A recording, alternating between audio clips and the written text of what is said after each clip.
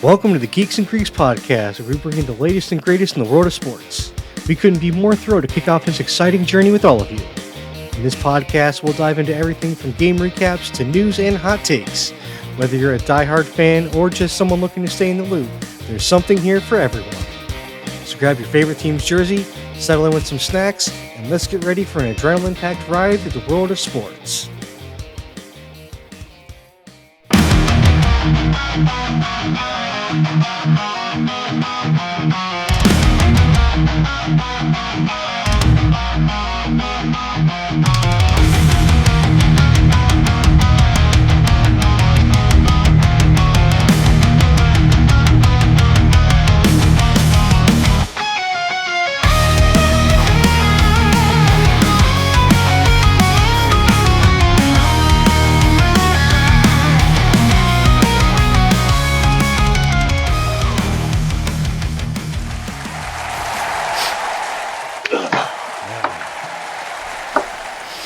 Alright everyone, welcome back to another episode of the Geeks and Greeks podcast, and I cannot wait for the NFL Sunday. It is so exciting to have football finally back. Yeah. One more sleep, man. I mean, by the time this is aired, we will have had the debut game of the season. Let's go. Yeah, and it's one of those things where we've been waiting for so long that this is going to be just so exciting. I'm ready for it. I don't really, honestly, at this point, I don't even care who it is. Even with all the shit that went on the last couple weeks for the Cowboys, I'm just ready for this first game. I want to see what happens in a live game. I'm so ready. Yeah. But go ahead. I was just saying, I'm very excited myself. I've been waiting all year for this game. Yep. I hate the off season, man. I feel like a crack fiend. Like, the NFL's off season is the worst. Like, I mean, it's the shortest season. It's the longest off season. I get it. Mm-hmm. I mean, football's obviously the most physically demanding sport, so it makes sense of why they would have such a long off season. But yeah, man, it's so hard. Like, the grind of the off season is the absolute worst. It is. Like, this is what makes the NBA great, because the championship's in June, and then the season starts in October. Like, I mean, you have a fairly short turnaround. So, like, it's not that long, and the off-season's usually pretty short. So, I mean, it makes things pretty nice. I mean, I want the players to get their rest, and, like, I don't want anybody to get injured. But, like, damn it, I missed football. I wish we could have, like, an actual viable summer league. That would be fun to watch. Like, I miss the AFL for that. I think the USFL is a viable summer league. They just don't promote it and put it on where you can watch it. I don't have a Philly team. Get out of here. I'm not going to watch your sport if you don't have a Philly team. I mean, that's true, but that's not our fault.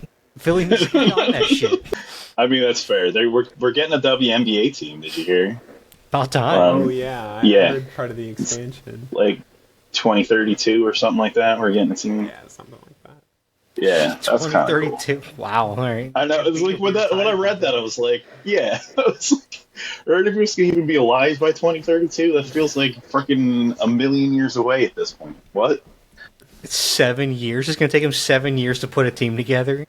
I mean, it better be the best damn team of all time. I mean, knowing Philly in basketball is probably one of the worst teams in the league. Yeah. It'll be poorly run, terrible draft choices. They're gonna be an expansion team and already tanking from year one. Yeah, coaches openly tanking. Oh, we didn't get what we want in the expansion draft, so we're tanking to get the best player next year. Jesus. But that moves us into the first section of the podcast, the NFL season award predictions. Hey.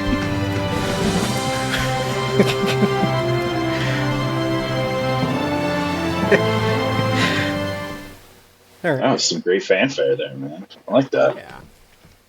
I feel like I was going into the Hall of Fame. For a minute there, I thought I was entering Jurassic Park too. It kind of does sound like it.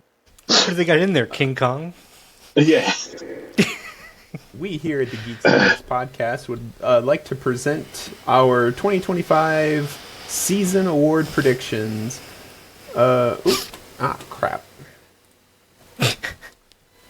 Edit. There we go. Starting off with the MVP, Adam had Joe Burrow, while Pete and I agreed that Lamar Jackson would take it again this year, as he's done in 2019 and 2023. Dude, that'd be absolutely insane if Lamar Jackson were to get it for a third time in a matter of 8 seasons. Oh, yeah. That would be absolutely insane. I don't know. I thought about Lamar Jackson when I was putting this together, but, I just think that Joe Burrow is going to have an amazing season this year simply because they don't have a defense.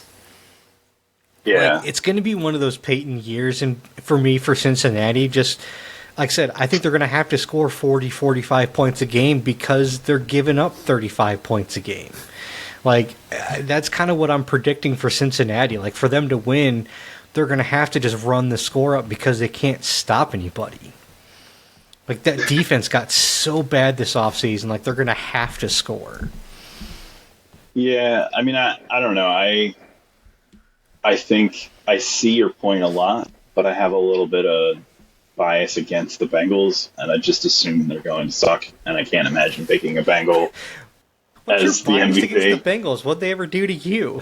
I mean, they've never beaten you anything like that. Yeah, so it stems back to a trip I took to Canton when I was on my way to college. So, for the listeners, I grew up in Pennsylvania and went to college in Indiana, and in between those two is Canton, Ohio. And we stopped at the Hall of Fame on the way to college, and we were walking through, and they had this one room where they had the collective record of every team just on a big display board.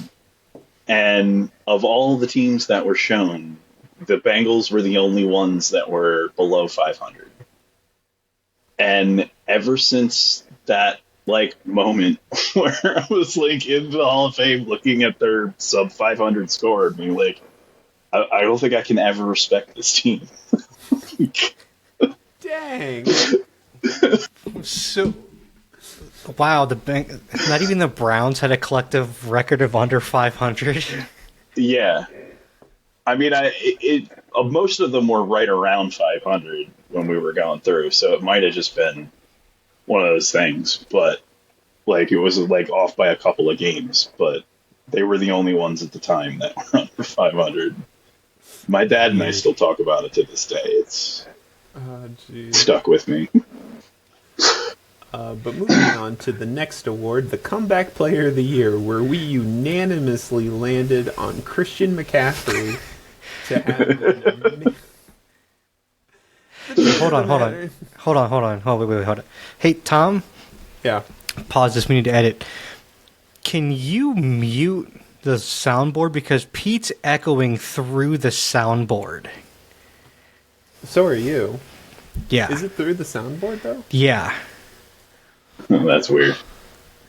All right, how about now? I mean, something. I don't. Yep. Yeah, I don't hear anything now. I think that's why with the soundboard was triggering, because we were echoing through it earlier. All right. So let's kind of restart the Comeback Player of the Year. I'll go back there. Let me do a quick volume check here.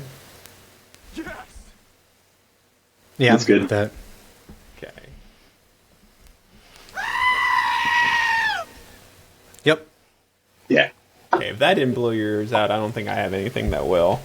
I wonder if that's why it was so loud earlier. Yeah, maybe. And maybe that's why we kept hearing volumes go up and down. Just somehow looping through it and then lowering people's volumes or something. I don't know.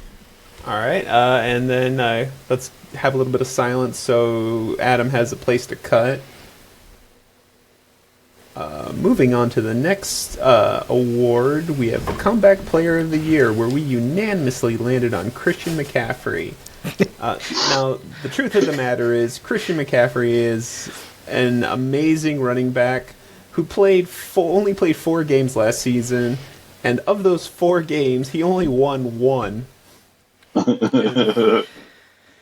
You know what, though? It's one of these things where if you look at the injury, which was he had issues with his calf, and you know what? I'm glad he didn't play more than 4 games, because you know what happens if you have a strained calf and you keep playing? You tear your Achilles. Yeah. And That never happens. yeah. And you know what? We saw multiple guys in the NBA this year had a strained calf try to play through it and tear their Achilles in the playoffs this last year. So I'm glad that he just didn't play through it and they shut him down. Otherwise, either we may not even see him this year, or it drastically affects his abilities coming back from a torn Achilles like that. So I'm kind of glad that he didn't tear his Achilles and they just said, you know what? No, we're going to shut you down and we'll just wait till next season and just rehab this and fix it. Smart. Yeah. At the same time, I also feel like he's going to go off this year. Like, he had to sit on that bench and watch Saquon and Derrick Henry just blow up. Like, the amount of yards those two put up combined is just insane. And he's going to play angry, because he was watching that, being like, man, I wish I was in the mix. Man, I wish I was in the running for that shit. And, 2023 led the league in yards 14.59. Like, that doesn't sniff Saquon in 2024. So, he's going to be playing hungry. It is decent. It's really decent. He's going to be playing hungry this year, I think. See, and I wonder how San Francisco is going to incorporate Brian Robinson, because they just traded for him. Yeah. So you've got a really good running back that's also a good dual threat running back. Like, how are they going to split? I mean, because, you can put both these guys in, a shotgun set where you have them both next to Purdy. You can split both these guys out as slot receivers, because they don't have one because they just lost Debo. So, and both those guys are good route runners for running back. So it's like, you've got so many options now with both these guys, with both these running backs now. It's going to be interesting to see how Kyle Shanahan utilizes both these guys. Honestly, it's starting to sound like an offense that might not need a quarterback to win. That's a little scary in San Francisco. Like San Francisco always has. Like, Brock Purdy is honestly the weakest link in the entire San Francisco offense. Like he's always been. Yeah. Would you say? At the same time, relevant? Keep paying him. Keep pretending. That's fine. You want to have him as your quarterback. Go ahead. Just don't send him to Philly. That's all I'm saying. Brock Purdy, Jalen Hurts. It doesn't matter who you really put back there. You can win with any kind of quarterback. I don't know about that. Moving on to the Coach of the Year, where we all went in completely different directions, with Adam taking Sean Payton from the Broncos, Pete going with Vic Vrabel. Mike Vrabel. Sorry, what did I say? Vic Vrabel. Yeah, Mike Vrabel from the Patriots. And I went with Dan Campbell of the Lions. Now, to be completely honest, this is kind of a carryover from last year, where I think he should have won Coach of the Year last year and came in, I think, like second or third. But, yeah, I think Dan Campbell is going to win. Yeah, I wasn't very confident picking Coach of the Year, to be honest with you. Like, I have a sneaking suspicion that New England's going to be very good this year. He's newly their head coach. I thought it's probably a pretty good shot that, he might win it. But I'm not confident in this pick. I'm even less confident in the next one. Well, I don't know, it's one of these things where when I was looking at Coach of the Year, I'm looking at different coaches, and for me with Sean Payton, I think Denver's going to be really good this year. I think they're going to be like sneaky good this year, and I think they're only going to come a couple games short of losing the West, only because Kansas City is going to get the calls they always get, and they're going to win some of those close games because it's what the refs give them every single season. And honestly, I mean, the Broncos they may lose the division by a game or, game and a half this year. And I think if that happens, I think Peyton may be in that running for it. And it's just one of those things where, they take a team that didn't make the playoffs last year, or were they like the last wild card? I can't remember if they made the playoffs last year or not, but they could. If memory serves, they were the team that got shut out because the Chiefs lost and put the Dolphins in. I think that. Oh yeah, the Dolphins. Yeah. I think that's so. Right. I could see them missing the playoffs last year to being honestly the first wild card team, only because the Chiefs are in their division.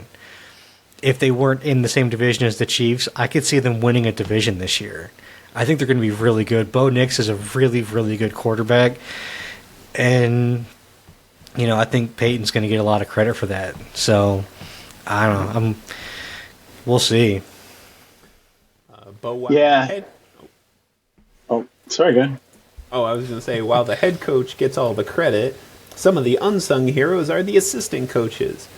Which, for the assistant coach of the year, is another award where we went in all different directions, with Adam taking Nick Callie from the Texans, Pete taking Cliff Kingsbury of the Cardinals, and I went with Vic Fangio from the Eagles.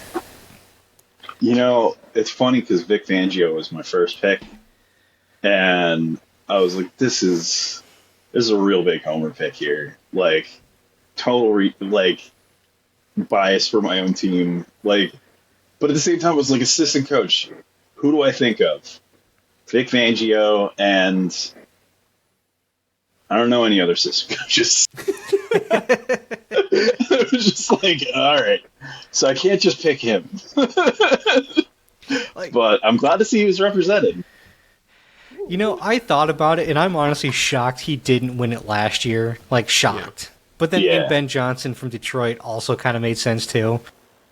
Yeah. I don't know. It's just still one of those things. But, after the year that Saquon had, how do you not give it to Vic Fangio? Seriously, how do you not give it to him for that? Yeah. Well, Vic Fangio is defensive coordinator. Yeah. Still, you had the best defense in the league. Either way, it's just one of those things. And I don't know, for me with Houston, I think Houston's going to be really good. We're going to have year 3 CJ Stroud. That offense is looking really good.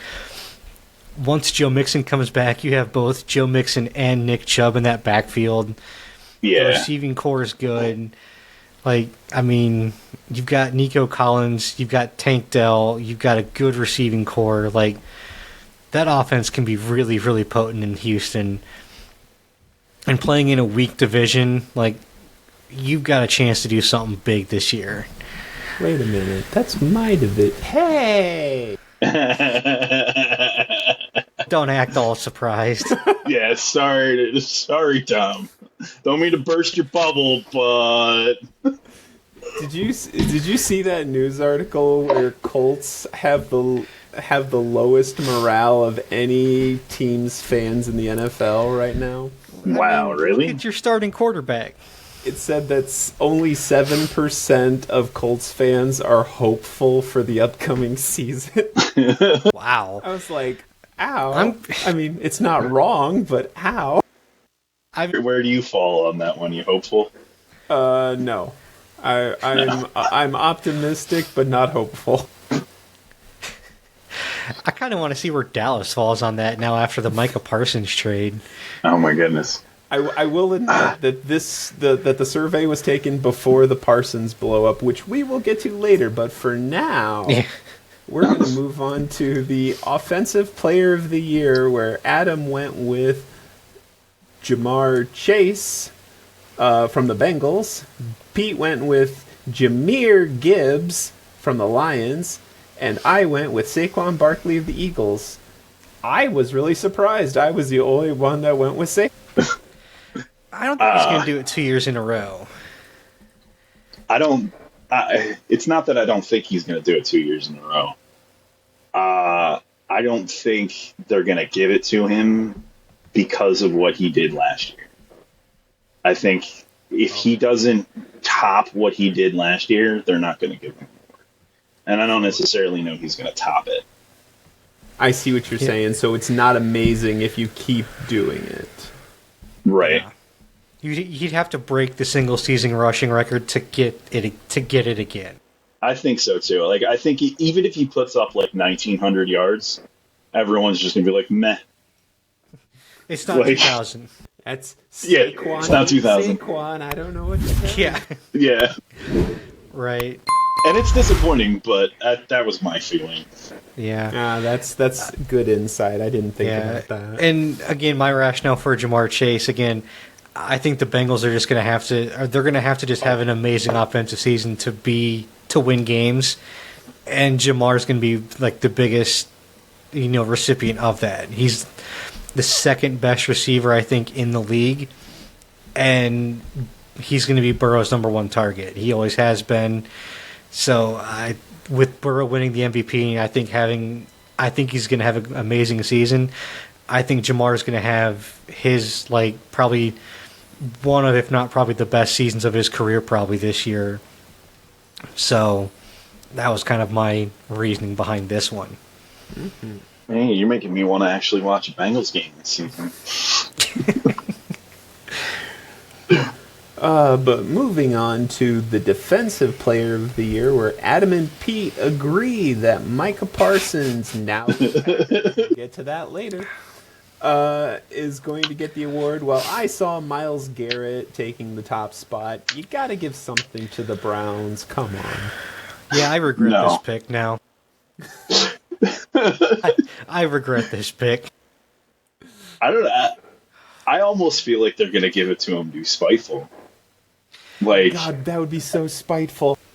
I mean, we'll see what happens. I mean, we'll talk about this later, but after the report that came out, yesterday, I don't feel good about this pick anymore. Oh, man. If Micah wins it and he just goes onto the podium and says, "Hi, Jerry." That would be so good. That would be so good.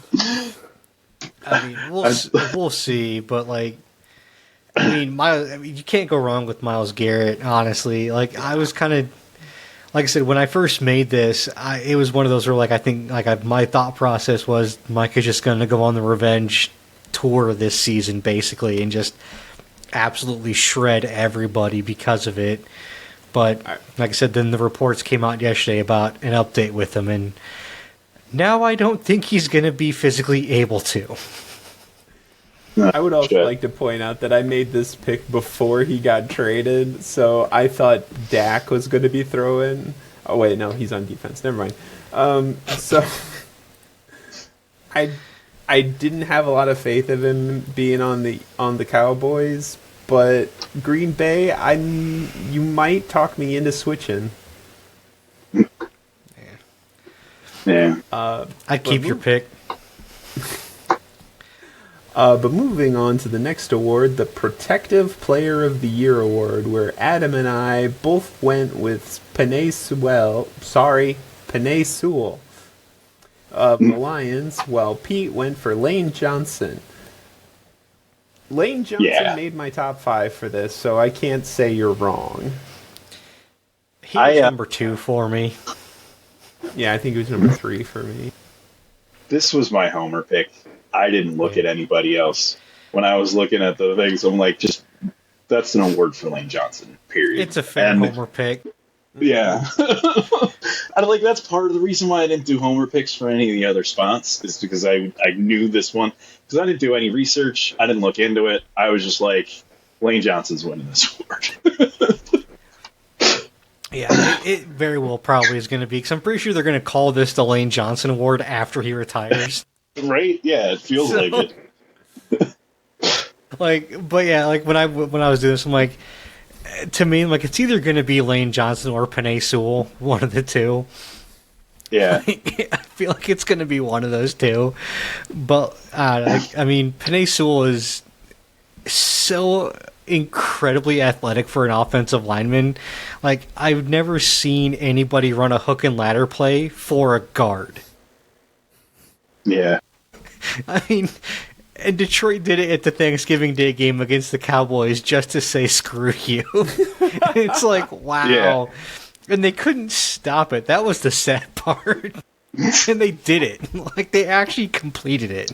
It's like, that's just embarrassing. Yeah. Moving on to the really, really wild predictions. The Offensive Rookie of the Year, where Adam and I both took Ashton Jeanty of the Raiders, and Pete went with Travis Hunter of the Jaguars. And I have to ask Pete, what do you think are the odds that Travis Hunter gets both the Rookie Offensive Player of the Year and the Rookie Defensive Player of the Year? I mean, I doubt it. I don't think he's going to... If he's playing enough on one side of the ball to be considered for the award for that position, then I can't imagine he's playing enough on the other side of the ball to be considered for that award. Fair enough. So like he will play both ways, but I think it's going to be something like 75-25 or even like maybe even 90-10. You know, I don't, and I think he's going to be more useful in the offense, so they're going to keep him in the offense, and they're not going to want to run him in the defense as much for risk of being hurt. Yeah. Yeah, Jacksonville did say that they're going to run him primarily as a receiver and not a cornerback. They will have him playing corner, but he's going to primarily be a receiver and not a corner. So he's not going to do a 50-50 split like he did in college. So I don't think he'll qualify for the Defensive Rookie of the Year. Yeah. But it would be really... I mean, it'd be cool if he actually could, and that'd be absolutely amazing. But I do also say, I want to say, tough luck to Travis Hunter, who got married, and then within like 72 hours, his wife filed for divorce after he signed his rookie contract. I didn't hear about that. That sucks. Neither did I. Oh, man. Yeah. So, yeah, maybe not 72 hours, but it was very, very shortly after they got married and he signed all of his NFL deals and everything that she filed for divorce. And they didn't have a prenup either. So, well, tell me she's a gold digger without telling me she's a gold digger. Yeah. Yeah. I mean, depending on how long they were married, he could probably argue an annulment, and she wouldn't get claimed to shit. It was less than a month. I know that. Like, it was a very short amount of time. Yeah. If his lawyer's worth his salt, then he can argue an annulment, I bet. Yeah. Yeah, if he's going to lose half his rookie, he can get a lawyer cheaper than that, I promise you. Yeah. Yeah. But moving on to the final award, the Defensive Rookie of the Year, where Adam went with Jihad Campbell of the Eagles, Pete had Will Johnson of the Cardinals, and I was thinking Abdul Carter of the Giants.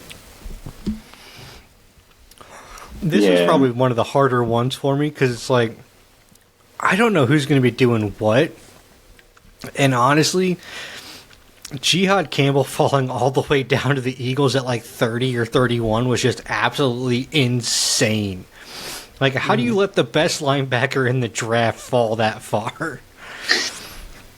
Like, I don't know, man. I thought about Abdul Carter, but I just think that Jihad Carter is going to be in so many different sets and be out there so much.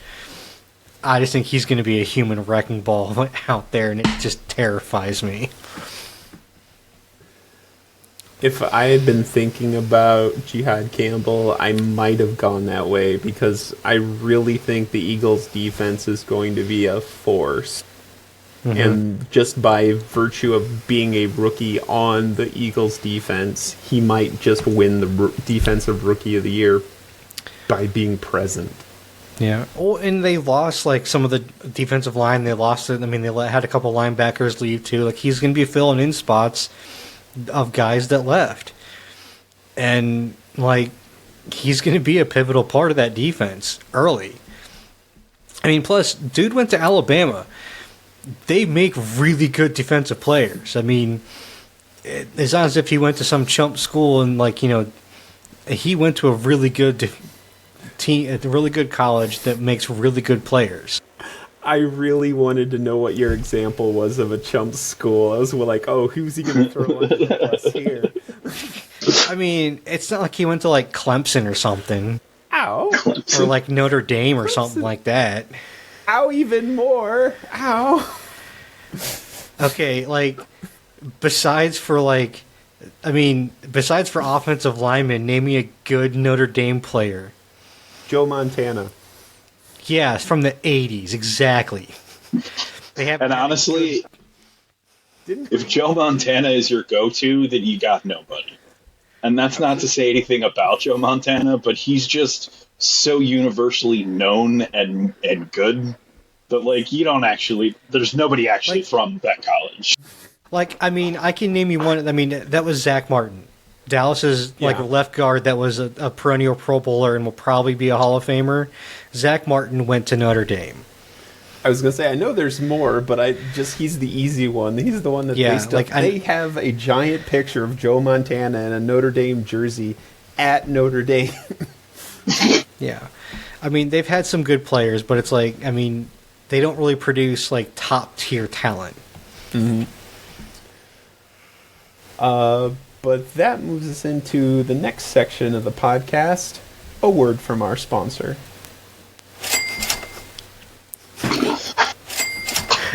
Hey guys, what's up?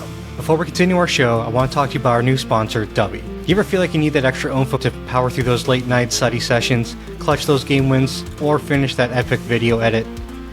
I know I do, and I finally found something that actually works without the jitters or the dreaded crash. Let me introduce you to Dubby. That's right, guys, we're partnering with Dubby and we're seriously hyped. Dubby is our new go-to energy drink, and it is a total game changer. What makes it so different is, first off, and this is huge for me, Dubby has no artificial dyes, plus it's all completely sugar-free, so you don't get that quick energy spike followed by a massive crash, and the taste is absolutely amazing. Dubby comes with a bunch of different flavors, such as Tiger's Blood, Green Apple, Strawberry Pineapple, plus limited time offers that do go quickly. I'm currently obsessed with the Tiger's Blood myself, but they're all really good. Alright, so how do you get your hands on this stuff? Head on over to dubby.gg and use our code GEEKS10 for 10% off your entire order. That's dubby.gg, dubby.gg. Seriously guys, go give it a try. You won't regret it. We love this product, and I'm sure you will too. It's definitely been a game changer for us, and I'm stoked to be sharing it with the rest of you. Now, let's go ahead and get back to our show. That moves us into the next section of the podcast, Geeks and Greeks News.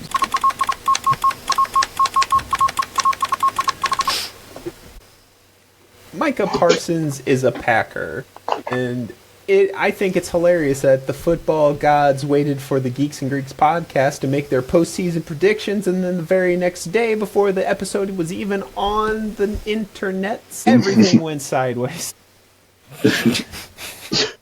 I mean, to be fair, I did plan on Micah Parsons sitting out at least the first half of the season when I was making those predictions, because he really didn't seem like he was going to play.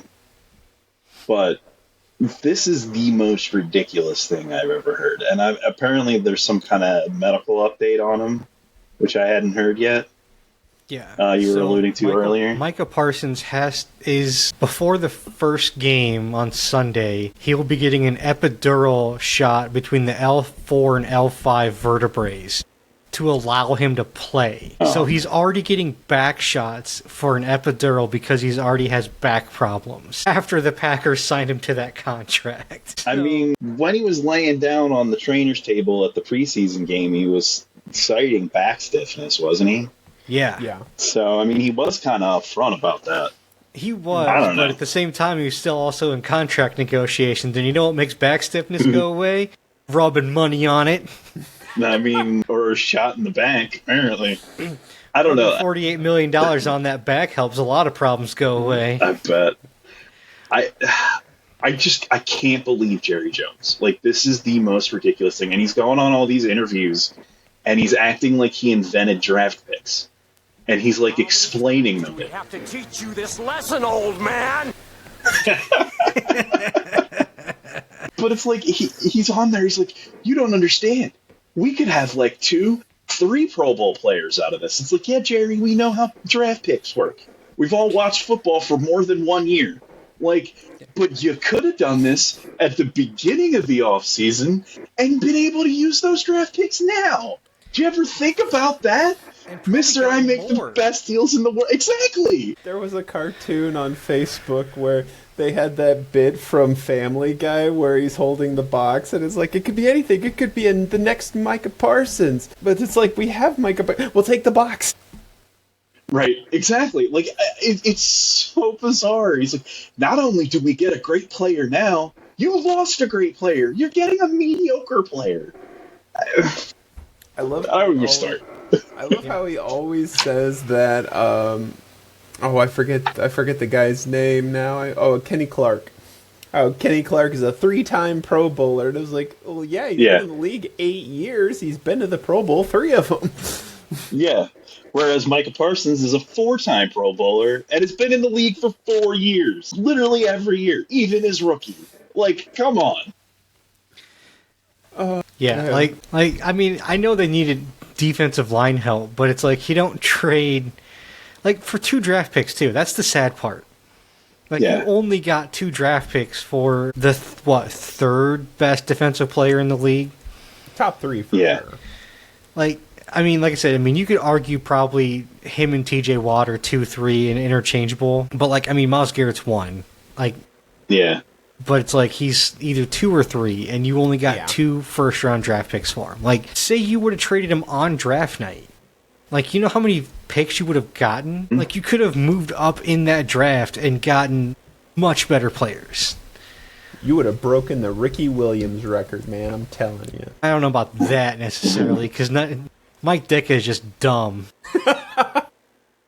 It's like, you were never going to get the Herschel Walker haul that you got back in the 80s, but, like, you could have gotten a lot more than what you did. Yeah. And you could have easily probably gotten 3 to 4 picks, whether they be a combination of, like, first and second round picks, and maybe a player or 2 even, because this is before free agency, so teams had a lot more cap. Yeah. You know, now that I'm thinking about all this, you think that's how the Packers, like, sold this to him? Like, listen, I know you got Micah Parsons, and, like, he's good and all, but you could get 3 Pro Bowlers out of this. Think about it, Jerry. And now he's just trying to sell us the same thing that the Packers sold him? Probably, yeah. Well, and there's even other Cowboys fans that are trying to sell, they're trying to be like, well, they've got 4 first-round picks over the next 2 years. I'm like, yeah, you could have a lot more over the next 2 years, too, if Jerry was actually smart and did this a lot sooner. Right. Like, we could have, like, 4. We could have, 5, 6, easily. We could be set for the next, 4 or 5 years instead of the next 2. I do think it's funny that, I feel like Green Bay's hoodwinked Dallas again because they also got sent to Mike McCarthy. Well, McCarthy's gone. I know, but I'm just saying, Green Bay done it again. Yeah. They got you with McCarthy, and now they got you with Parsons. The only thing that really kind of works out somewhat in Dallas's favor at this point is if Micah's back is truly this messed up where he's already getting epidural shots before the first week, and he's going to have these kind of back problems going forward, Green Bay's on the hook for that $48 million a year, not Dallas. So Jerry might make out on it depending on how much Micah can play. So I hope that you're completely wrong about that because Jerry Jones will be insufferable. Because you remember when he was like, let's be fair. I know, but can you imagine him being proven right when he was like, I already paid one guy a whole bunch of money and he went and got injured on me. and then Micah Parsons goes and gets injured, like, people are like, see, that's why I don't pay people money. They get injured. Like, it'll be the worst possible timeline. So, of course, it's what's going to happen. Well, and then he turned around and played, and then the other funny thing is this week he also went and paid DaRon Bland too, the cornerback. Oh he got God. a $90 million extension. Why? So Jerry will pay guys. He just didn't want to pay Micah apparently. But yeah, he paid DaRon Bland, whose nickname is Mr. Pick Six. I hate when crazy people are proven right just by chance. And they act like I'm telling you the whole time. You know what? I've said this from day one of this show. Jerry Jones is the NFL's version of Vince McMahon. He walks into these deals, and unfortunately, he gets right more often than he gets wrong. It's real weird. It's not fucking fair, man. It's not fucking fair. And it's like he's fucking Two-Face. He's just flipping a coin in the back, and if it lands on heads, he does the deal. If he lands on tails, he trades Micah Parsons to fucking Green Bay. Oh, I just love the notion that Jerry Jones is Two-Face now. Except Jerry Jones hasn't had a stroke yet. Yeah. All right, Micah. If it's heads, we sign you. If it's tails, you're a Packer. I hope you have long underwear, man. And you like cheese. I mean, who doesn't like cheese, though? I mean, lactose intolerant people. That doesn't count. They can't eat it. I mean, that's fair. Nobody that can eat cheese doesn't like cheese. There's a YouTuber named Simon Miller, and he always talks about it. He's like, when you boil it down, all human beings want to eat is cheese on bread. And I'm like, you're absolutely right. Everything I eat, if you boil it down, is just cheese on bread with some kind of sauce to make it moist. Everything else is just cheese and bread. And meat. Like, it's got to be some sort of protein on there, yeah. Yeah, I mean, I prefer the meat there, sure. But if you're just going to give me cheese on bread, I'll take cheese on bread. Yeah, it's called pizza, of course. Exactly, yeah. Pizza is the main one, but... But moving on to the next section of the podcast, the NFL Week 1 predictions. Now, in about 24 hours less now, we will have the first game of the NFL season with the Cowboys versus the Eagles, and I wanted to get your guys' predictions of who do you think's going to win? Cowboys. I can't even take you seriously right now. I mean, I'm still going to pick them, but it's not wholeheartedly. Dude, Vegas odd. It's also week 1. Anything can happen in week 1. I mean, that's fair. That is fair. But the Vegas odds went from 6 points, the Eagles' favorite, when they traded Micah Parsons. It's now 8. 8.5. 8.5. He was worth 2.5 points. Yeah, that's crazy. Right. I mean, the Eagles are going to be unfurling the Super Bowl banner right in Jerry Jones's smug little face. Like, how do you not win this game? The Eagles aren't even going to be out there watching it either. Right. And Sirianni's like, oh, I didn't even know they were going to be doing that. I'm like, that's bullshit. You did too. Yeah. You didn't know you were going to do it, and Andy Reid didn't know you could tie in football. Like, bullshit. You didn't know. How do you not know they're going to be unfurling the Super Bowl banner after you? It's bullshit. Don't lie to us. Yeah. I hate when coaches do that. You know, SmackDown's in Chicago this week, and on Raw, CM Punk asked one of the officials, like, hey, where's SmackDown this week? And he was like, Chicago, why? And it was like, come on. CM Punk doesn't know SmackDown's in Chicago. Right. Like, fucking really? His name is Chicago Made Punk. Yes, he knows it's in fucking Chicago. Jesus. Yeah, and WWE leaked that AJ Lee's coming back finally. Yeah. I'm excited. Yeah, I'm not. Moving on to the next game, we have Chiefs versus Chargers. This is, if you had asked me this last year, I would have told you Chiefs are going to steamroll the Chargers. I'm not so sure anymore. Chiefs win by like 2. Yeah, it's got to be a field goal win. That's how it always is with the Chiefs. Yeah. I don't know. Like, actually, I don't know. Part of me wants to actually, like, pick, like, the Chargers on this one. Wait, are we doing, like, winners and losers for this? Oh, no, we're not doing them for this first week. Not That's for the right. Week. I'm picking the Chargers on this. I'll go underdogs. Maybe they'll get an upset. I mean, the Chiefs are only on top by 3 right now. Mm-hmm. That should be the line the entire season. I think the Chiefs win, but yeah, I think the Chiefs win, but they don't beat the spread. I think you're right. I think they win by 2, like maybe 1. I think they're missed extra point. I think they're going to start calling it the Chiefs line is winning by 3. I mean, I'm sorry, when you can't even beat the Panthers by more than 3 points, I don't have any faith in you as a team. Yeah. Moving on to Sunday, we have Dolphins at Colts. Hey. Coin toss.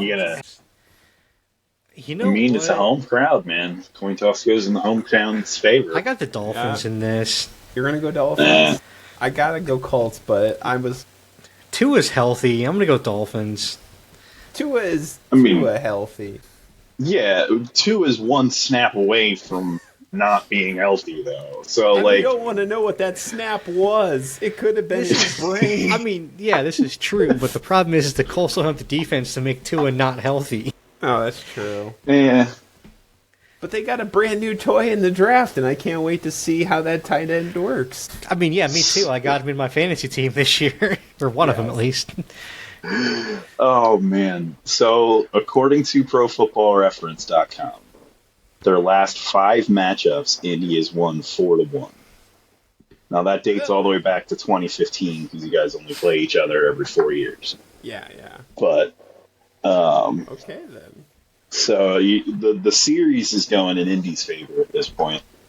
I think I'm picking Miami, though. I'm sorry, Tom. It's okay. I want to break the streak. I want to break the week 1 streak of the Colts. I'm tired of this crap. I don't think this is your year, but the problem is I just don't trust Daniel Jones, man. Yeah. For those of you who don't know, the Colts have the distinction of losing week 1 for 11 straight years. Ever since Andrew Luck retired. I'll have to verify. Oh my God. But it's like an obscene tradition in the Colts that week 1 is a loss. And I want so badly for someone to break that streak. And if Daniel Jones does it, I might be a little more hopeful than I was 30 seconds ago. We here call this karma for wasting Andrew Luck. I agree to that. Squandering Andrew Luck. You might have to change your tone a little bit, though. Because they did not lose week 1 in 2022. No, sir. They tied. They tied week 1. Sorry. 20-20. Take that, sister kissing all the way to the grave. We ain't never talking about this again. My mistake. They've never won a game for 11 years. Oh, shit. But anyways, next we have the Bengals at Browns, which I'm agreeing with Adam that Joe Burrow is going to just manhandle the Browns. Oh, you don't think Joe Flacco can do it? No, I do not. So the real question with the Browns this year is going to be how long till Dylan Gabriel and Shedeur Sanders start games? That's really the real question. I think that might be the master plan, where one of the rookies is going to kind of get woven into the Joe Flacco sandwich, I guess. They both will. I honestly don't believe that this season that they both won't start games. That's kind of why at this point I'm not upset that Flacco is starting week 1. No. Because I don't believe that both Gabriel and Sanders won't be starting games. The team's so bad. We're going to see both of them start games, so we'll see how both of them perform. It's going to happen. Mm. Now, do you feel like... I'm sorry, but do you feel like Flacco starting is them admitting that they're going to have a crap season? Yeah. Because I kind of feel like it does. It's the Browns. They're always going to have a crap season, so that's nothing new. Yeah. So I think this is just kind of them letting the rookies sit for a while and get more reps in practice and getting them ready a bit more. Yeah. So that's kind of what I see this as. I'm not really upset by it. Like I said, I think it's just them letting him get some more time and let Flacco kind of take the early season starts. So, while this may be a little hypocritical to say, I don't put a lot of stock in anything that happens in the first 3 weeks of the regular season. It's just chaos in a bowl. Mm-hmm. Yeah, that's fair. And like we've said on the show before, I mean, there's no reason to rush rookie quarterbacks who aren't ready. And neither one of these guys are really ready to start games. Yeah. So let him sit for at least, 5, 6, 7 weeks, and then give him a chance to start towards the end of the season. Like, honestly, I'd be fine if Shedeur doesn't play until week 12. Let him start the last part of the season. Yeah. I mean, I guess it depends on where you're at that point, though. Bottom real quick, though. Yeah. Just to interject real quick. I mean, I think they're going to be fighting for the bottom with the Steelers, to be honest with you. And I mean, I don't think the Steelers are going to be under 500. They never are. Somehow they never are. Even with Rodgers, they'll still somehow be fighting for middle of the pack. Yeah. Somehow. No, I think Rodgers might be able to break the Tomlin spell and just... I don't know, man. Tomlin is such a good coach. I don't know how he does it, but he does it every year. He's never had a losing season. There's no reason to believe he wouldn't this year. The worst he's ever done is 8-8. Yeah. And he can never do that again. Nope. Because now it's going to be 8-9. Exactly. Real quick, just to interject a sec. You are correct that Andrew Luck was the quarterback the last time the Colts won week 1, but it was not his final season. No. Oh. It was 2013. It's the last time you guys won week 1. So his second season? I think that... Second season, yep. Yeah. And Chuck Pagano's second season as head coach. So it's been 12 years since you've won 12 years. week 1. 12. And you have played the Chargers week 1 before, and you lost last time you did it. So you played them week 1 within the last decade and lost to them. So good luck. Well, they're playing the Dolphins this year. Oh, they're playing the Dolphins. Damn it. Oh, well. Well, you lost to the Chargers. I was trying to win tickets to go down to see that game, but it didn't work out. Yeah. That'd have been fun. Next game, real quick, is going to be the Steelers versus the Jets. Even with Aaron Rodgers behind the wheel, I kind of think the Steelers are going to take this one. This is hard, because it's like, I like Justin Fields, but I don't know, man. Like, the Jets have a decent defense. That's the weird thing. Like, both of these teams, their strength is on the defense. The problem is do you trust a 40-year-old Aaron Rodgers with a not great offense? Or do you trust Justin Fields, who's not a great quarterback? That has, honestly, the defense in New York's not terrible. Like, Garrett Wilson's a pretty good receiver. Breece Hall is a pretty good running back. But it's like, I don't know, man. I kind of want to pick the Jets here. See, this is the conundrum I'm under, is that you have an amazing coach in Tomlin, and you have a quarterback who's notorious for not listening to his damn coach. Yeah. So that's fair. I don't know. And who's the coach in New York? Who is the Jets coach this year? Aaron Glenn. Oh, that's right. He's the old D coordinator from Detroit, who I think used to play in New York, I think. That's they stole him after last season, didn't they? Yeah. Yep. Both the D coordinator and the offense coordinator left Detroit. Yeah. I don't know. You know what? I'm going to go with New York in this. I think New York's going to squeak this one out. I think it's going to be close, but I'm going to take the Jets. What do you think, Pete?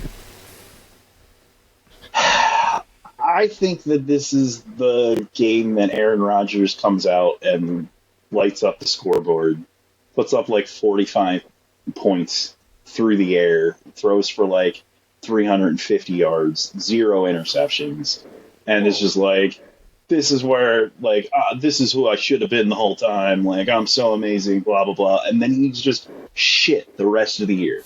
But, like, this game coming out of the gate against the Jets, like, I think he's just going to be insanely good, and the Jets aren't going to see it coming, and the Steelers are going to blow them out of the water.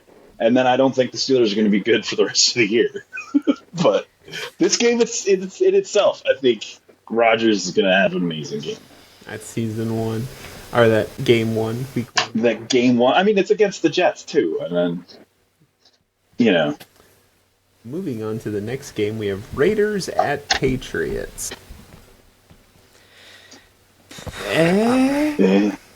See, this is, again, one of those things where it's like, I feel like I want to say both teams are young, like these young and up-and-coming teams, but the Raiders aren't. Like, Geno Smith is old. Like, Max Crosby's old. Like, you've got older guys on the Raiders. Like, the Patriots are in a rebuild mode. Yeah. I think the Patriots are going to pull this one out. As much as I want the Raiders to do well, I just don't think they're going to be that great.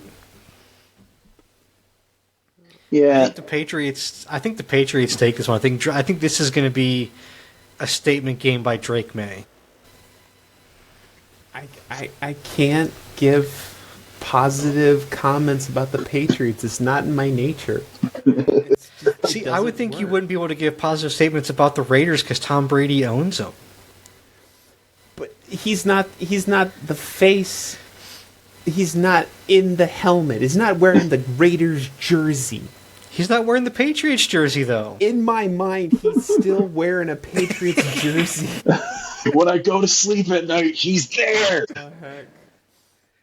I'll save my explanation and I'll just say I picked the Patriots so we don't have to give Tom any more nightmares or trauma. But moving on to the other half of the NFC East clash, we have the Giants at Commanders. Commanders. Easy. You know what? I think this is going to be a little bit closer because I will say this. I think the Giants' defense is going to be a bit better than people think. I think their offense is going to be bad this year, but I think the defense is going to be a little bit better than people think. I mean, you might be right, but going up against Washington's offense, they're not going to look that great. Yeah, no, I still think Washington's going to win this, but I think the defense is going to look overall better than what we think the overall team's going to be. I mean, Vegas has got Commanders by 6. I'm going to say they clear that. I think they win by a touchdown or more. Yeah.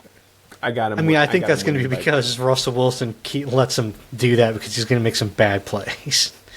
Yeah. I mean, I'm betting Jackson Dart will be starting by week 5. Oh, jeez. I have Commanders by double digits for sure. Yeah. So, we'll see. Moving on to Buccaneers versus Falcons. It's the clash of the red and black. Yeah, I won't be able to tell these two teams apart.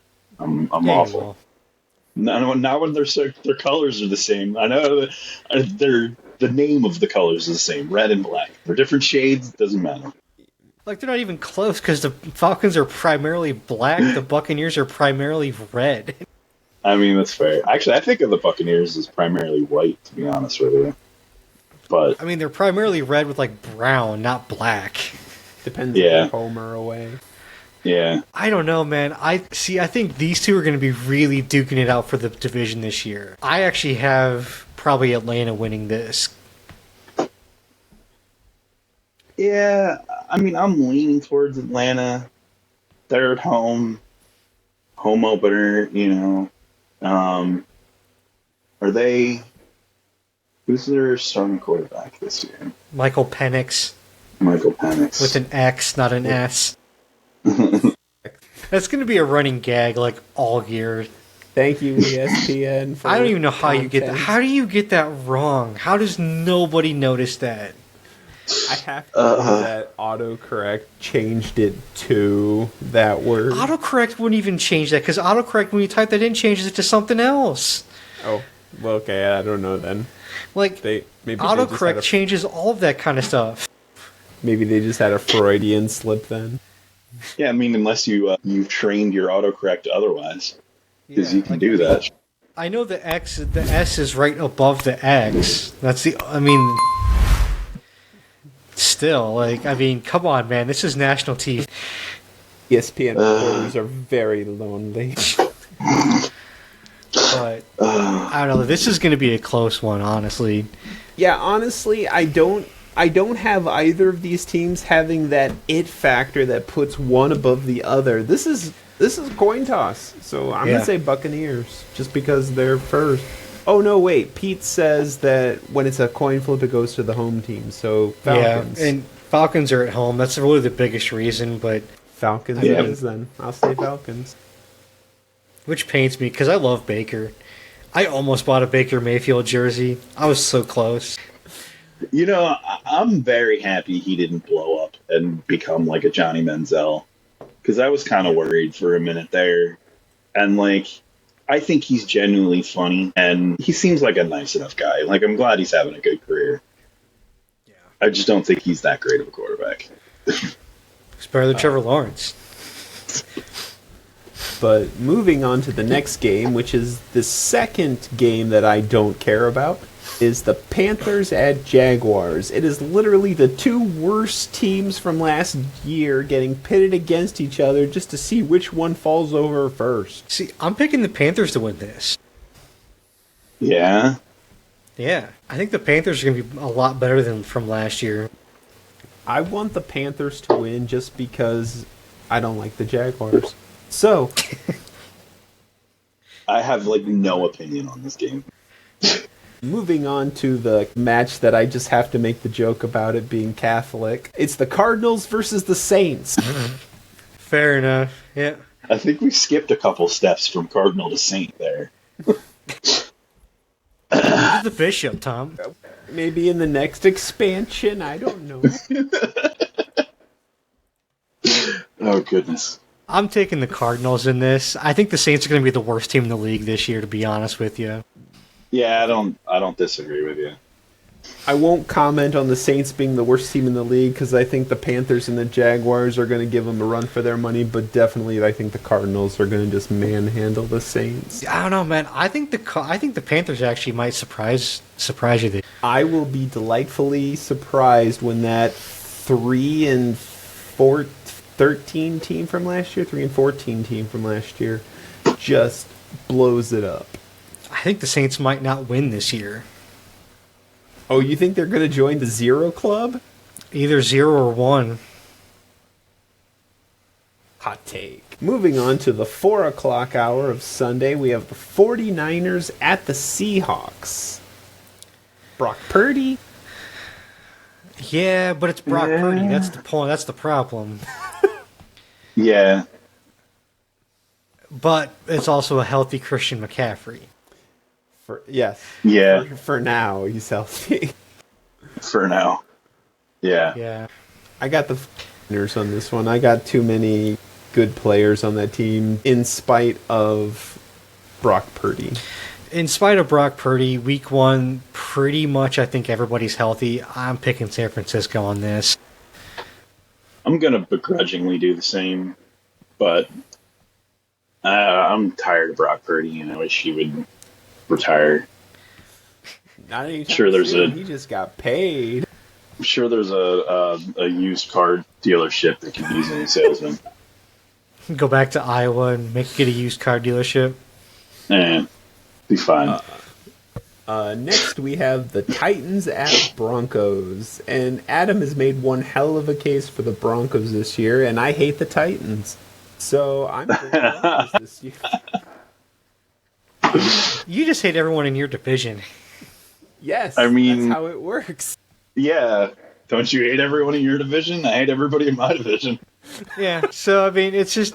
I mean, I don't hate the Titans. I like the Titans. The Titans just are again, it's a rebuilding team. Broncos are going to, just stomp a mud hole in them. I was going to say, when you rebuild, eventually you get to a finished product. I mean, eventually. The Titans just aren't good at rebuilding. The entire AFC South isn't good at rebuilding. Perpetually rebuilding. Everybody has been except for the Texans and the Colts. Like, neither the Titans or the Jaguars have ever had sustained success. Huh. That's right. The Titans had some in the early 2000s. Yeah, but the Jaguars had years ago. Yeah, the Jaguars had a flash in the pan in like 2015. Blake Bortles. And that's it.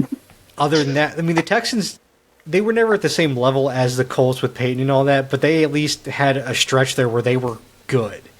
Like with Matt Schaub, Arian Foster, like Andre Johnson, like they were at least challenging the Colts for the division for a while.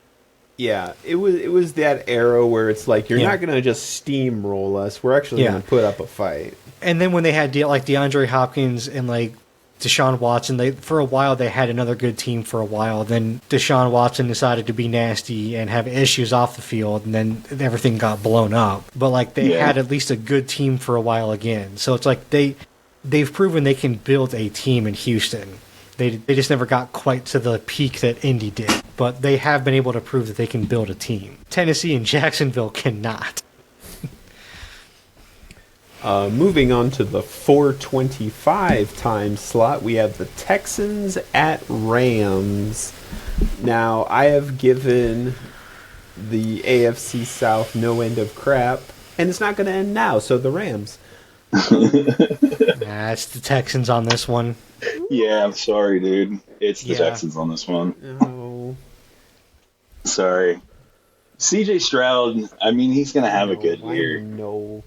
Yeah, all year long. Stroud. If they didn't have that quarterback, they'd be complete garbage. They'd be the Panthers. That's a free NFL team. If they had a good quarterback, they'd be garbage. Well, that's not true with San Francisco. They don't have a crap quarterback, and they're still That's fair.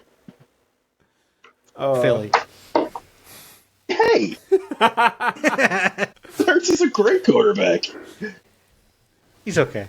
Now, moving on to the one game I'm really interested in, the 4 o'clock block, is the Lions at the Packers. This one I'm really interested in. I think the Lions are going to take it, but I think it's going to be tight, especially now that they've got Micah Parsons. It's going to be tight. Maybe. It depends if he plays and how well he plays. Because the problem is if he's already getting injections into his back, that's true. We'll see how much he can actually play and how well. So if he plays and plays well, then yeah, this will be a really good game. This will probably be game of the week, to be honest with you. But, I mean, we'll see. I mean, we also have to see what that Detroit defense looks like. Because, I mean, if it's as bad as it was last year, I mean, that defense is Swiss cheese. Yeah. And I think this might also be a fantastic test case of how well Micah Parsons' back actually is. Because if he's in there for like 30 seconds and they pull him, you know he's fucked. But if they let him in for the whole game, then maybe it's not as bad as we're led to believe. Yeah, I'm excited. I mean, this one also has Matthew Golden in Green Bay, their rookie first-round receiver that I want to see. So we'll see how he looks against Detroit's defense. I mean, it's Green Bay's first-round receiver they've taken in like over a decade, basically, almost two. Right. So, I mean, you've got some other guys that I'm excited to see, and I think this is going to be a really good game. You know, I'm actually going to take Green Bay on this. I think that we're making a little too much out of Micah Parsons' back. I think he's going to be fine. He's going to be good to go because you have to pass a physical to be traded. And so he passed the physical. And he may have tightness in the back, sure. But we'll have to see where it really goes. I mean, I do see your point, but at the same time, I'm wondering if that's just press latching onto something because a big trade happened more than it is actually something that's going to tell the future. I think it's more because it's the L4, L5, which is up higher by the neck. Yeah. So that's what's more causing for concern. I mean, I'm not a doctor. You might be right. But I don't know. I feel like you got to pass a physical to be traded.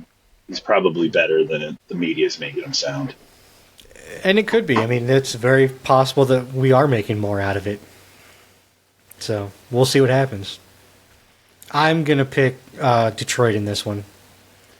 I likewise am going to pick Detroit. Moving on to the 8 o'clock game on Sunday, we have Ravens at Bills. You have Lamar Jackson against Josh Allen. This is finally the NFL doing Sunday night right. Way to go. Yeah, the problem is half of us aren't even going to be able to watch it because it's on like ESPN. I mean, fine.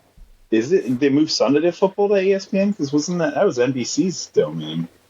Or is that NBC is the Thursday night game. Thursday used to be Prime. I guess they changed the channels. Not anymore. They changed it. Peacock and NBC is a Thursday night game, at least this week. Okay. So they finally do it right, and no one gets to watch it. No one gets to watch it. I think ESPN has the Sunday night game this week. I'm not sure who has Monday night anymore. Dang it. So I know Prime used to have Thursday nights. I'm not sure if Prime still has anything or not. Yeah, that was my favorite. Prime did great. Yeah. Prime did an amazing Thursday night game, to be honest. I just never really watched it because, I'll be honest, I kind of forgot about it half the time. Yeah. Well, we'll remind you. Yeah. But in this game, I have Lamar Jackson and the Ravens taking it just slightly over Josh Allen and the Bills. Is it in Buffalo or in Baltimore? Buffalo. It's at Bills. Vegas has it at a wash. Holy crap. Over under a 50.5 with a wash. Jesus. Oh, wow. 55. I mean, I could see it. 50.5. Sorry. Even Vegas has a coin toss being a little more favorable than that. Yeah. Wow. I don't know, man. I could see the 50.5 even. That wouldn't surprise me. Nope. Not a bit. Not a bit. You know what? I'm picking Baltimore. I trust the supporting staff more in Baltimore than I do Buffalo. Derrick Henry. It's not even... I mean, it's Derrick Henry, but it's also the receivers. Yeah, I trust the receivers in Baltimore. Well, I mean, James Cook isn't a bad running back, but it's besides for Keon Coleman, I don't know any of the other receivers in Buffalo. I couldn't name you one. I mean, there's Dalton Kincaid, the tight end. But, you've got Isaiah Likely, and you've got Mark Andrews, you've got Zay Flowers. You've got more that I trust in Baltimore than you do in Buffalo. And Josh Allen can only do the get on my back for so long. And it's just only going to last for so long. I stand by my statement that Derrick Henry is a bigger, scarier Saquon Barkley. Not more talented, but just bigger and scarier. Oh, the man's absolutely terrifying. Yeah, I mean, the Buffalo's leading receiver was Khalil Shakir. Never heard of him. Last year. He had 820 yards, 4 touchdowns. That's not exciting. 820. Better than that. Yeah, I mean, Buffalo's receiving core is very lackluster. Yeah. That's why it's amazing that they can keep making it to the divisional and championship rounds. Because Josh Allen has to do so much on his own. Yeah. How does Josh Allen keep finding work? I'm actually going to go Buffalo on this one. Like I said earlier, I think the coin toss goes to the home team. I really feel like this one's a coin toss. I think Buffalo ekes it out. Their home crowd, Sunday Night Football spotlight. Yeah, I don't know. I just don't think that I don't think the home field advantage matters in Buffalo at this point in the season. Now, if this was January or December, I think it'd mean a lot more. 100%. If it's snowing, then they have the Buffalo advantage. Yeah.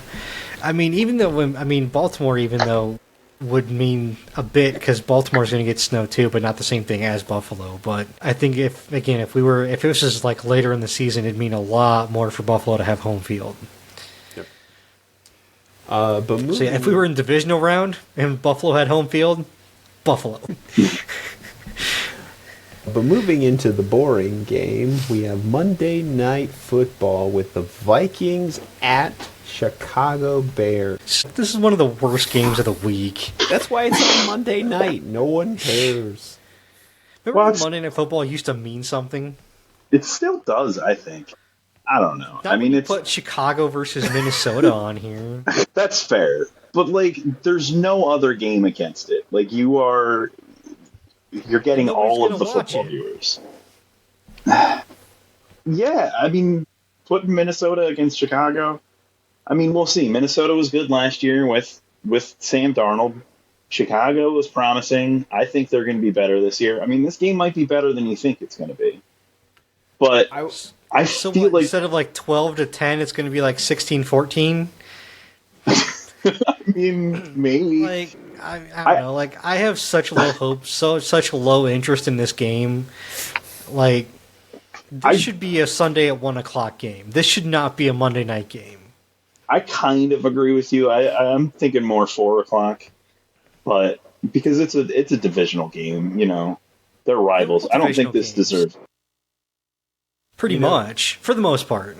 I actually have a note here saying exactly what Adam is talking about. This should have been Giants at Commanders instead of Vikings at Bears. This should be Philly at Dallas is what this game should be. Well, I got Thursday. I want Philly Dallas to be first. That deserves to be first. I don't know. Like, I mean, maybe not necessarily Philly Dallas. I mean, this could have been a number of different games throughout the week. Like, I don't know. Packers Lions. Packers Lions easily. Yeah, Packers Lions. Put that here. But yeah, anyway, I agree. This game does not deserve to be by itself on Monday night. Right. But you know what? Honestly, I'm going to probably pick Chicago to win this game, though. Only because Minnesota's got a rookie quarterback starting. See, to me, this game is Caleb Williams' redemption arc. Can you prove to us that you don't suck? So I will say, Chicago's done a better job in getting a better offensive line, which should help him a lot. The biggest thing for Caleb Williams this year is, can you get the ball out quicker? Which we saw flashes of that in the preseason. Can you carry that over into the regular season? Is going to be his biggest thing, is get the ball out quicker, because that was one of his biggest problems in college, is dude held onto the ball for... I will say that until he proves it to me, I'm going to go Vikings over Bears. I don't trust a rookie quarterback whose first game's on Monday night. I just can't trust it. I don't care if he is throwing to Justin Jefferson. But he's an unproven rookie in game one. But I'm saying an unproven rookie is better than Caleb Williams' 2024 season. I mean, we'll see. So for both of them, it's definitely a prove it moment. Yes, that is absolutely true. And I'm hoping that Caleb Williams proves me wrong. But until he does that, I'm saying Vikings. Who's the running back in Minnesota? Because last year, wasn't it Adam Jones? Because I think last year, like, Adam Jones from Green Bay went to Minnesota, and Josh Jacobs was in Green Bay, and Jacobs still is. But I don't know if Adam Jones is still in Minnesota or not. So I don't know if I agree with your assessment on Caleb Williams here. I'm looking at his stats from last year. And I mean, he got 3,500 yards, which is not great, and he got 20 TDs, which is also not great. But he only had 6 interceptions, which is not a lot. That's a very low interception rate. And he got sacked 68 times. Now, I mean, that goes to what Adam's talking about, and he's holding on the ball too long, probably. Yes. But it also might go to the offensive line. I mean, I don't know if he's necessarily better than an untested rookie. And I mean, I'm on the fence with this one. I can't really decide who's going to win. I want to say that means I'm rooting for Chicago, but I do think Minnesota can overcome the home crowd. I think I'm going to pick Minnesota. I don't know. We'll see. Minnesota running backs are Jordan Mason, Xavier Scott, Aaron Jones, and Ty Chandler. Okay. Yeah, so Adam Jones is still there. Okay. But yeah, I don't know. It's, like I said, this is a toss-up because, like I said, it's really... Like I said, for both quarterbacks, it's kind of a proven thing because, like I said, Caleb Williams was okay last year. I mean, I don't think he was god-awful, but he was okay. No. I mean, the 6 picks is actually fairly good for a rookie quarterback, to be honest. Yeah. But yeah, I mean, their offensive line was not great, hence the 68 sacks. But yeah, that's part of his issues. He holds on and tries to do too much. And that's a bad hangover from college. That's the way he was in college as well. So if Ben Johnson can work with him to make quicker decisions and get the ball out faster, that's going to help him a lot. So we'll see. And he's got better targets, I think. I mean, we've still got Roma Dunze. You've got Cole Kmet. You've got Colston Loveland, who is one of the best tight ends in the league in the draft, coming in with them. So we'll see what happens. I just don't think this should be a Monday night game, to be honest. And so, I want to be clear. I don't think that Caleb Williams is a bad quarterback. I think he's still getting over college, and it's going to take him some time. I'm just hoping he can show that he's an NFL quarterback in this game, because if you're going to do it against the Vikings, this is a good team to do it against. Yeah. But with the beginning of the NFL season comes QB Survivor, and starting before week 1, we have eliminated the worst quarterbacks or team from each division by the Geeks and Greeks podcast. We bid a fond farewell to Bo Nix, who is the worst quarterbacks in the AFC West. Brock Purdy. Really? Brock Purdy, who is the worst in the NFC West. Russell Wilson, who is the worst in the NFC East. Justin Fields, who is the worst in the AFC East. J.J. McCarthy, who's the worst in the NFC North. Whoever's playing for the Browns. Flacco, I guess? Whoever's playing. Flacco. You're the worst in the AFC North. Daniel Jones, who is the worst in the AFC South. And whoever's playing for the Saints, you're the worst in the NFC South. To you 8 fine gentlemen, sorry, better luck next year or your retirement, whatever comes first. Wow, I forgot that we had Bo Nix last. I forgot about that. Geno Smith beat him out. Harsh, but true. Even though we have, the Broncos making the playoffs and not the Raiders. That's a kick in the teeth. But remember, that is for the quarterback, not for the team. The team can make the playoffs. The quarterback can suck, as why Brock Purdy is out. Now, right. The NFL has released the top 100 players of 2025 as voted on by the players themselves. And we won't go through all 100. We'll just do a quick top 10, which is Pat Surtain II at number 10, Justin Jefferson at 9, Myles Garrett at 8, Derrick Henry at 7, Joe Burrow at 6, Pat Mahomes at 5, Jamar Chase at 4, Josh Allen at 3, Lamar Jackson at 2, and making the largest jump on the list from last year at 86 to number 1 this year is the one, the only Saquon Barkley, the designated decoy himself. Hey. Barkley was 81 last year. That's 86. Insane. 86. He went from 86 to number 1 in 1 And the fact that they put him at 86 is insane.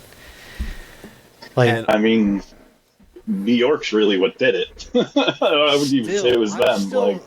I'm still shocked that the players put him that low. That just seems kind of disrespectful. Yeah. Or you just don't know, because...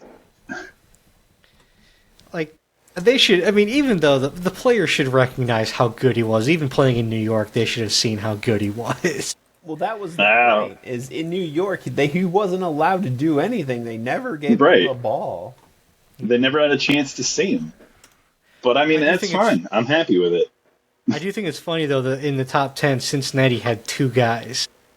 Yeah. Both Burrow and Jamar Chase. Yep.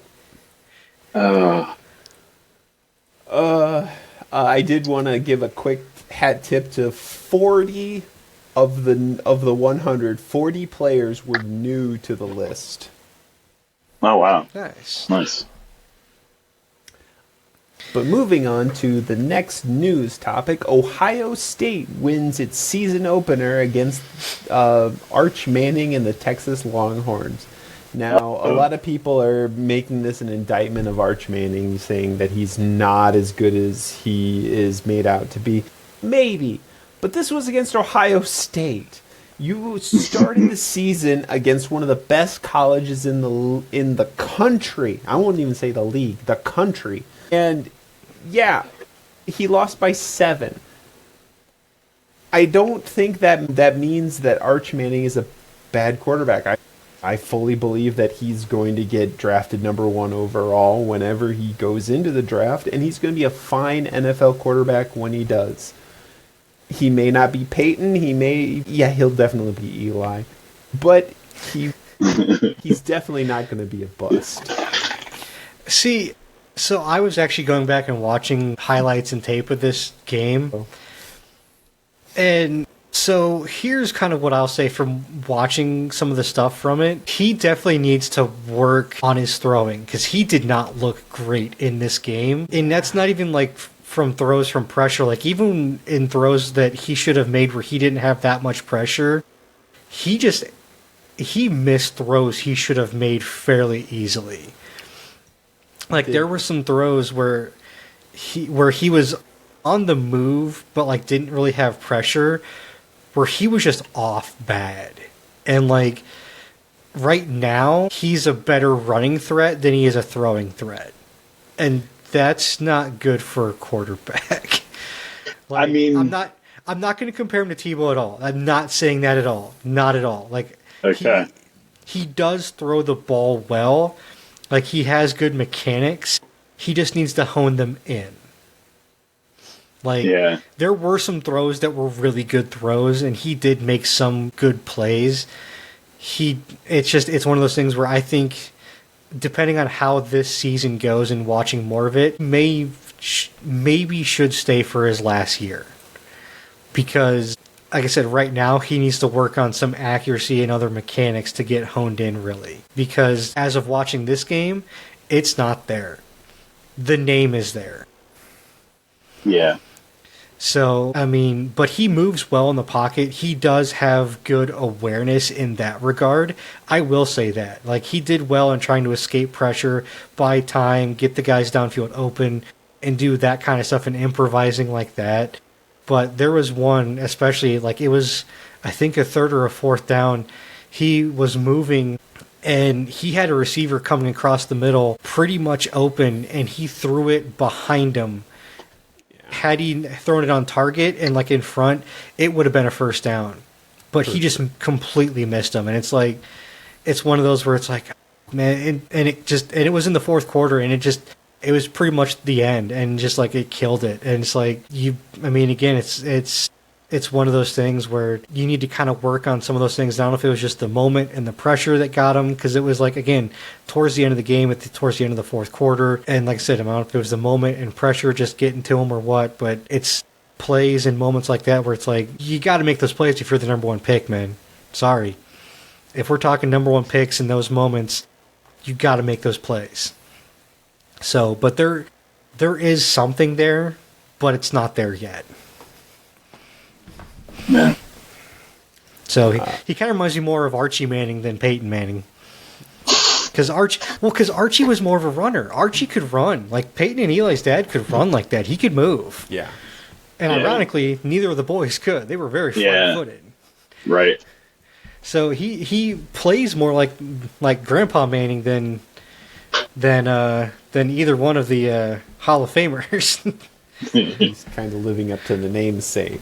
Closer, yeah. But that's it for Geeks and Greeks news. All right. I think that's about it. We got final thoughts? So, as always, I'm going to close with a little bit of wrestling. And we had yet another 2 pay-per-views this weekend. It is insane. They need to slow down a little bit because it is hard to keep up. But I don't know. It's definitely worth it, in my opinion. NXT Heatwave was pretty decent. Was it this week? Wait, not Heatwave. No, Clash in Paris. WWE's Clash in Paris was this weekend. And if you guys haven't seen the Paris crowd, it is absolutely nuts.